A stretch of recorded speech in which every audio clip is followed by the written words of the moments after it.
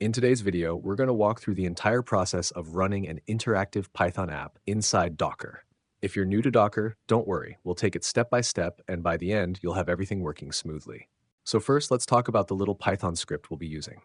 It's a very simple one. It asks the user for their name and then prints a nice welcome message back.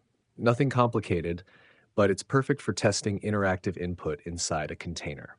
All right, now let's move on and take a look at the Docker file. This is basically the blueprint for our image. Think of it as the recipe Docker follows to build our application. Let's break it down step by step. The first line specifies the base image we're using. Here it's Python 3.10 on Alpine Linux. This gives us a lightweight environment that already has Python installed and ready to go. Next, we set the working directory inside the container. This is where all our files will live, and Docker will consider this the current folder for any subsequent commands. If the folder doesn't exist, Docker creates it automatically. Then we copy our Python script into that directory.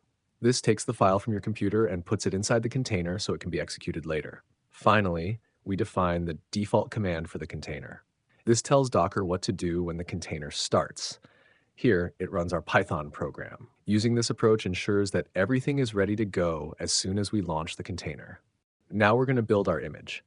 Let's do this with terminal commands. Before we start, make sure you've navigated into the folder that contains both your Python file and your Docker file. Once you're in the right place, we begin the process of building our image. An image is essentially a packaged snapshot of everything our application needs to run. It acts as the blueprint from which Docker creates containers. What we're really doing here is asking Docker to create a new image based on the instructions inside our Docker file. The name we give this image makes it easy for us to find and use later. The dot at the end of the build command tells Docker to use the current directory as the build context. This means Docker will look in this folder for the Docker file and any files it needs to include in the image.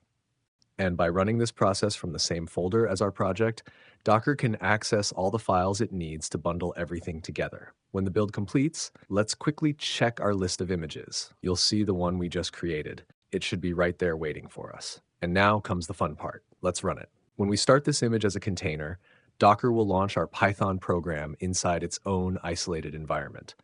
Since the program expects user input, we'll run the container in interactive mode so we can type directly into it, just like running Python on our own machine. Once it starts, you'll see the prompt asking for your name. We'll enter it together, and Docker will happily print the welcome message back to us. That's when everything clicks. You realize you're talking to a Python script running inside a container.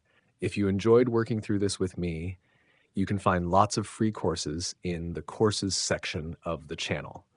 I really recommend taking a look. And if you'd like to support the channel, you can join or simply subscribe. Keep learning, keep experimenting, and I'll see you in the next one.